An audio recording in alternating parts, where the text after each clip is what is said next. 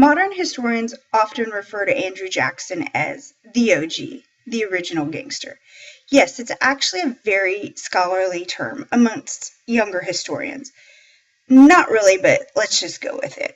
Okay, so why is Andrew Jackson the original gangster?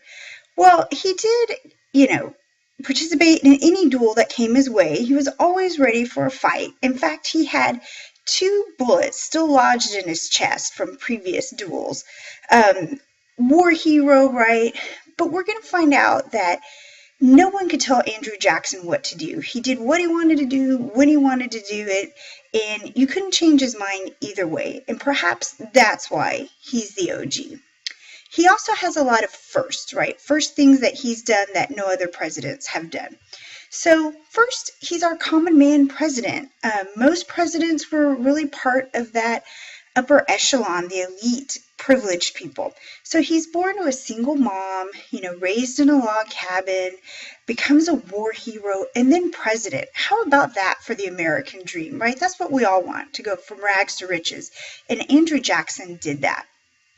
Other kind of common man things he did was he represented the common man, right? Those are the people that voted for him and who he tried to represent. And so he used popular campaigning techniques such as, having newspapers that were, friendly to the Democrats, write articles and editorials in favor of him. So that's kind of a modern campaign technique. And then the mass meetings and rallies and parades and barbecues, right? What better way to get the average Joe to vote for you than feed him some good old-fashioned barbecue? Works for me every time. He's our first president from a trans-Appalachian state, right, across the Appalachian Mountains. So this is definitely our Western territory. We've kind of talked about our population center shifting from the East Coast to across those Appalachian Mountains. And so this is where we're going to have a dense population and voters. He also was this champion for the common man, right? He said, I'm representing you guys, what you want, politics that are going to help you out, and policies, not for those privileged upper class elites. So let's look at our previous presidents. So George Washington's from Virginia, John Adams from Massachusetts, Thomas Jefferson, Virginia, Madison, Virginia, Monroe, Virginia, John Quincy Adams, Massachusetts. So if we look, that kind of concentration of power has been with Virginia and the elite of Virginia. None of these men were common men. And then from Massachusetts, it's the same family, the Adams family. And then you get Andrew Jackson from Tennessee, and he breaks that mold. Okay, first reign of King Mob. This is a fun one. Okay, so all your commoners, your average Joe, elect Andrew Jackson, right? And as you start looking at the, presidential debates and campaigns and stuff, you might find that you identify with people similar to you, to your lifestyle. I know I do. And that kind of influences who I vote for. And so these people really identified with Andrew Jackson. It's a little harder to identify with, John Adams or, Thomas Jefferson, right? But Andrew Jackson, he's that kind of average guy. Okay. So he gets elected, right? And then on his inauguration at the White House, things were a little bit different. There was no fence, there weren't all these guards, and you could go up to the White House. You could knock on the door and go in and hopefully get to see the president at any time, right? You could try to make an appointment with him or just shake his hand. Well, the commoners were so excited that they gathered and came to the White House and pretty much trashed it, right? The furniture and the lawn, and had a little fiesta and a great time. So all your Washington elite who don't really identify with Andrew Jackson were like, oh, the mob is reigning over us now. This is what's happening. So they were a little upset about it, but I think everybody else had a good time. Okay, first to start the spoil system. So we've got this a phrase in war: to the victor go the spoils, right? And in war, that's where the winner gets to go plunder, right? Well, Jackson kind of went with that term and said, well, I'm going to reward my voters and political supporters with government jobs. That's one way I can reward them. Okay, sounds like a nice guy, but what he would do is fire the existing employees. So, and what happens now is it would be, if the Democrats come in, then they fire all the Republicans, right? Something like that. So So you've got a lot of turnover in office. Now, let's look at some problems with this. Jackson's voters, were they highly educated? Think about people on the frontier. There aren't a whole lot of public schools in some of those areas. They're too busy farming, right? So they may not even be able to read and write, but now they're getting these government jobs, right? So you might have unqualified employees, lack of continuity in those positions or policies, and then even corruption. You hire your cousin and he hires his buddies, and so on and so forth, and it might not have the country's best interest at heart. And we'll come back to the spoils system in the 1890s. Okay, he has the first kitchen cabinet. Okay, so what is this? There's actually a little bit bigger story behind this. Okay, the Peggy Eaton affair. Not that kind of affair. It's not quite that dramatic. So Jackson appoints Eaton as his Secretary of War, and his wife Peggy, right? And these are Washington outsiders. They're new to Washington, and the other cabinet members don't like her, right? She's common, she's different, and so they don't invite her to the luncheons and the bunco and whatever. And so Jackson felt really bad for her. He identified with her because Washington was so mean to his wife, Rachel, right? They tried to dig up any dirt they could find on her, and they excluded her, right? And those elite real housewives of D.C., right? They didn't want anything to do with her. And she actually died just before he got elected. And so Washington kind of missing his wife and wishing all that had not happened to her, he told his cabinet members, hey, your wives need to invite Peggy, okay? It's not cool. Just invite her, okay? Well, this actually went on for maybe 2 years, and they refused. They would not invite her to any of the parties. And so Jackson actually asked his cabinet to resign, and they did. Can you imagine, like, over this petty stuff?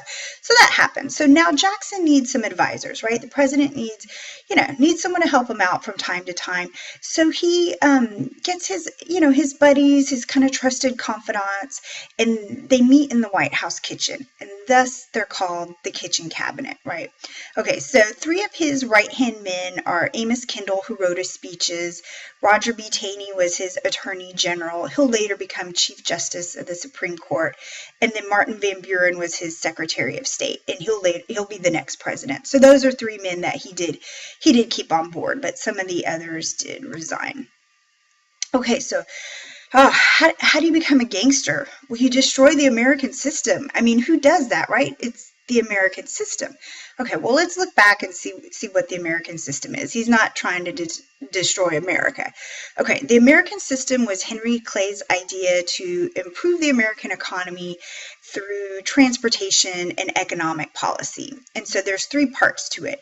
Expand our transportation, right? Roads and canals. Later, coming up kind of soon, we'll add railroads to that. And then renew the second bank of the U.S. and have a protective tariff. And so this is going to protect American manufacturing. We're going to be able to ship goods and people and ideas faster on, with our new transportation, and this will help the economy grow.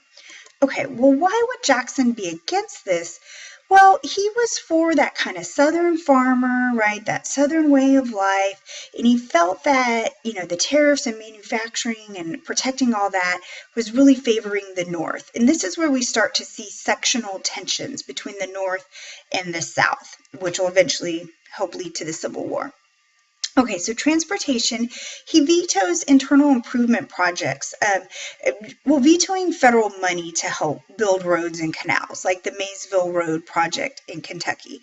And his justification is that, well, I wouldn't want to take any powers away from the states. The states need to keep that power to build their own roads, when really, he's just not providing funding for those. Okay, the bank war. So Jackson vetoes renewing the second bank of the U.S. He said it's unconstitutional, it's corrupt, you've got British and foreigners on the board, they own most of the bank, the U.S. only controlled 20% of it. He even says, well, look, it's too much government oversight in the economy, we're intervening, don't we want capitalism? Okay, so I guess some valid reasons, right? Well, so he vetoes the bank, and that's fine. The president has the power to do that. But what he does that could be questionable is that he removes the federal money from the bank before the charter's up and puts it in these, what they call the pet state banks. Well, this actually destabilizes our currency, causes mass inflation, and is actually pretty bad for the economy. Okay, the Nullification Crisis. So in 1828, Congress enacts a very high tariff, and the Southerners call it the Tariff of Abominations. It's high, right? And Jackson actually used this in his presidential campaign. He said he wanted a just tariff, right? He felt that the tariff was too high, but it is a federal law, and so Jackson is going to protect that. So South Carolina passes a Nullification Act prohibiting collecting the tariff, saying it's too high, it's unjust. Well, John C. Calhoun will have the South Carolina Exposition and will write the protest where they say that the states have the right to nullify federal laws. They even go so far as to threaten seceding from the Union if they don't lower the tariff. Pop quiz. What previous act said states had the right to nullify federal laws? You are right. The Virginia and Kentucky resolutions. Remember, they argued that the states could nullify the Alien and Sedition Acts. Well, the states actually cannot nullify federal laws, right? It's only the Supreme Court that can say whether they're constitutional or not. Okay, so Jackson's response, although he wants a lower tariff, he's like, we have the right to have the tariff, so I'm going to enforce that. Do not defy me, right? And so he will have the force bill passed, which says the president can use troops to collect tariffs. So he mobilizes the army. He's got them heading towards South Carolina, and Henry Clay will jump in and work out a compromise tariff that slowly reduces the tariff over time. Okay, what other compromise did Henry Clay engineer? Yes, the Missouri Compromise. Okay.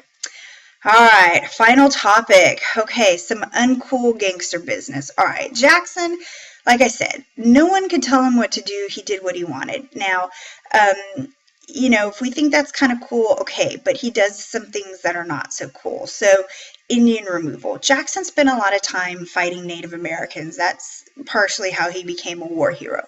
So he signs off on the Indian Removal Act in 1830, and this was a plan to remove Native Americans from, Georgia and the southeastern states. Well, the Georgians wanted their land. They actually found gold on the land. And then he said, look, we're protecting Native Americans from the whites. They can go out to this Arkansas territory, preserve their way of life. They can go live in tribes, and, we'll leave them alone. And Jackson may have truly believed that that was so far away that we wouldn't reach there and they could live as they wanted. Well, they had 5 years to move to the Arkansas territory.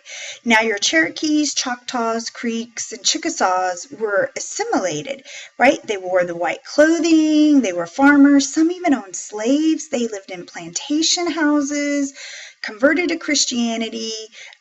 You couldn't tell that they weren't some average American, right? Okay, so they thought, oh, well, you don't mean us, right? We're assimilated. We did everything you asked us. You mean those Native Americans still trying to live as tribes and teepees and, hunting and stuff like that. Well, they meant all of them, right? Okay, so the Cherokees also used civilized means to fight this. In court case Worcester versus Georgia, the Marshall Court says, nope, sorry, Georgia cannot remove the Native Americans. Well, this is where Andrew Jackson says, oh, okay, Mr. Marshall, will you enforce that? Well, which branch of the government actually enforces the laws? It's the executive branch. So what happens when your president won't enforce those laws? Well, the Indians do get removed. Now, the deadline to move was May 1838, and President Martin Van Buren is now president. And so he does say, go ahead with the Trail of Tears. I'm going to go real fast here. So we know 14,000 Native Americans are relocated, at least 3,000 or more died, right? Horrific conditions. They weren't allowed to take their supplies or food, right? And what happens to these wonderful plantation houses and properties that they left behind in Georgia? Oh, the whites got to take them. And in the meantime, they weren't given enough food. They're moved to Oklahoma because Arkansas is filled up, and many will die. Okay, All right, final question. Is Andrew Jackson champion of the common man, or King Andrew, yielding his power how he wishes? The choice is yours. I will let you decide.